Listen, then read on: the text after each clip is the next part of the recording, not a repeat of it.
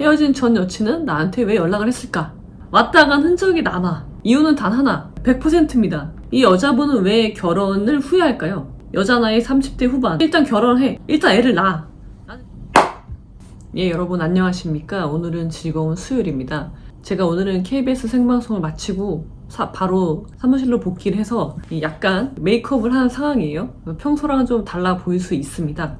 저는 이제 보통 메이크업을 잘 하지 않아서 그냥 이제 기초 화장만 하고 다니기 때문에 제가 메이크업을, 그러니까 풀매를 하는 게 제 인생에서 결혼식 때 말고는 없을 것이다 라고 생각을 했는데, 결혼식을 이미 했지만 풀매를 이거는 뭐 풀매도 아니지만 다른 사람들이 해주는, 그러니까 메이크업을 받는 일이 종종 생겨서, 그러니까 이렇게 우리 인생은 내가 계획했던 것과 다르게 흘러가는 경우가 참 많다라는 것을 느끼고 있습니다.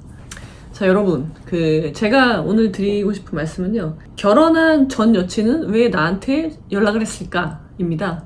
제가 얼마 전에 아는 후배랑 같이 운동을 했어요. 이제 운동을 하면은 이제 골프를 치러 가면은 같은 차로 4명이 같이 이동을 했단 말이에요. 그럼 차 안에서 여러 가지 이제 이야기를 하잖아요. 이제 그 친구 이야기를 들었는데 저보다 한 살이 어린 친구인데, 아직 결혼 안 한 40대 초반의 미혼 남성 전문직. 그래서 이 친구 이야기를 제가 이제 1년에 한두 번씩 듣는단 말이에요. 이 친구 연애사를. 어떤 여자를 사귀었고, 근데 그 여자랑 헤어졌어요. 결혼을 못한 거죠. 만약에 결혼을 했다면 그 여자분이랑 했을 건데, 결혼을 못하고 그 여자분은 다른 남자랑 결혼을 했고, 이 친구는 이제 계속 미혼 상태로 시간이 흐르고 있는 거죠. 그래서 제가 그 친구의 연애 상담을 좀 해줬단 말이에요. 종교가 다른 사람이랑 결혼하면 안 되는 이유, 부모님이 반대하는 결혼하면 안 되는 이유, 그런 것들을 상담을 해주곤 했는데, 최근에는 그 헤어진 전 여친, 지금은 유부녀죠. 염탐을 하는 거죠. 어떻게 살고 있는지 기웃기웃 되는 거예요. SNS에 방문해서 본다든지, 그러면 이제 흔적이 남잖아요. 왔다 간 흔적이 남아. 그거를 알고 모르고 했을 리는 없을 것 같은데, 몰랐다면 되게 부주의한 거고요. 근데 이미 헤어지고 4년이 흘렀어. 그리고 나는 결혼해서 다른 남자의 아내가 된, 그리고 아이들도 있는 그 유부녀. 그동안 연락을 주고받았던 것도 아니고 완전하게, 그러니까 사귀다가 헤어지고 바로 다른 남자랑 결혼했으니까 사이가 좋지 않잖아요. 그 뒤로 연락할 일도 없고 그렇게 완전히 깨졌는데 산산조각이 났는데 왜 이제 와서 나를 염탐하는 것일까에 대한 궁금증이 생기는 거잖아요. 그래서 그 친구가 궁금해 하더라고요. 그래서 제가 얘기를 해줬죠. 그 이유는 단 하나다. 뭘까요? 여러분 한번 생각해보세요. 이유는 단 하나. 뭐예요? 그 여자분의 현재 결혼 생활에 문제가 있다는 거죠. 어떤 문제? 결혼에 대한 후회가 있겠죠. 결혼 제도에 대한 후회일지, 아니면 지금 내가 살고 있는 이 남자에 대한 후회일지, 내가 지금 처한 상황에 대한 후회일지 알 수 없지만, 아무튼 지금 문제가 있어. 가정에 불화가 있는 거예요. 그래서 뭘 하는 거예요? 그래도 나를 좋아했던 그 사람은 어떻게 살고 있는지 궁금해지는 거죠. 그래서 들어와서 염탐을 하는 거예요. 제 생각은 그래요. 100%입니다. 아니, 100%는 좀 그러니까 99%입니다. 이런 분들 많이 봐요. 자, 이 여자분이 한번 우리 생각을 해봐요. 이 여자분은 왜 결혼을 후회할까요? 왜냐면 보세요. 30대 후반에 만난 남자, 이 남자랑 결혼을 하려고 했어요. 결혼을 추진한 거죠.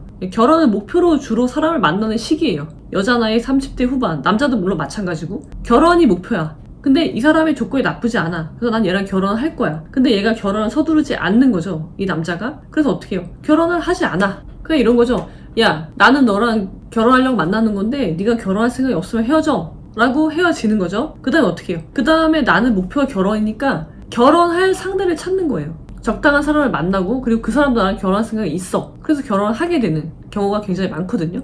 그리고 여러분 보세요. 이런 거죠. 전 남친, 전 여친이랑 헤어지고 나서 얼마 되지 않아서 청첩장을 받는다. 그러면은 대부분이 문제가 있는 결혼일 경우가 많아요. 왜? 상대방을 제대로 보지 않고. 제가 지인이 굉장히 중요하다고 말씀드리잖아요. 성기사. 상대방의 말과 행동을 보고 그 사람이 어떤 사람인지 파악하는 것. 물론 그 전에 나를 먼저 파악하는 것. 내가 어떤 사람인지 파악하고 상대방을 봐야지 나와 맞는 인간관계를 설정할 수 있는데, 그게 아니라 나는 모르겠고, 내가 어떤 사람인지 모르겠고, 난 지금 결혼 정년기야. 빨리 결혼을 해야 돼. 그러니까 나랑 결혼할 생각이 있는 사람 중에 괜찮은 사람과 결혼을 서두르는 경우, 99% 행복하지 않은 결혼을 하게 되는 거죠.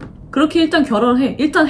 결혼을 해. 그 다음에 일단 애를 낳아. 나는 지금 가임기니까 더 이상 내가 나이가 들면, 특히 여자분들이 그러죠. 내가 더 나이가 들면 아이를 낳기 어려워. 그러니까 일단 애를 낳아. 그 다음에 결혼하고 일단 애를 낳았어요. 이제 그 다음에서 상대방이 보이는 거예요. 나도 보이고. 관계가 문제가 있어. 어떡해. 나는 결혼했고 애도 낳았는데 이혼을 할 수 없어. 그러니까 힘든 거죠. 이제 불행한 결혼 생활이 시작이 되는 거예요. 그리고서 그제서야 나라는 사람이 보이고 상대방이 보이기 시작하는 거예요.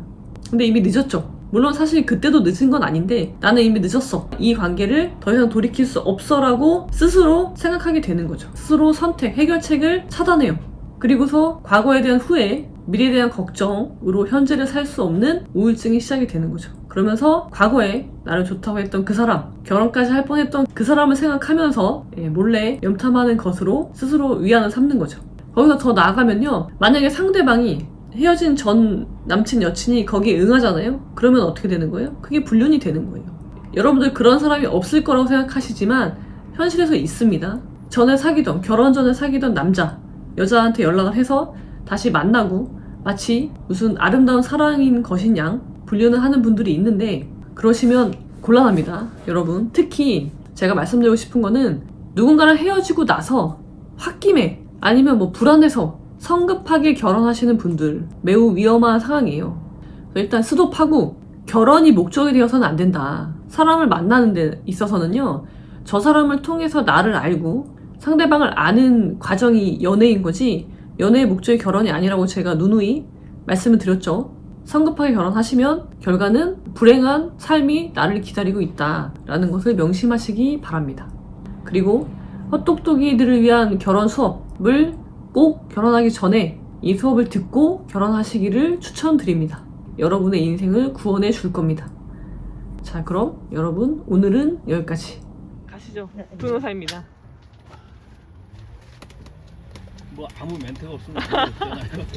여기는 덕산대 해병대 체력단련장인데 비닐하우스 터널을 지나가고 있습니다.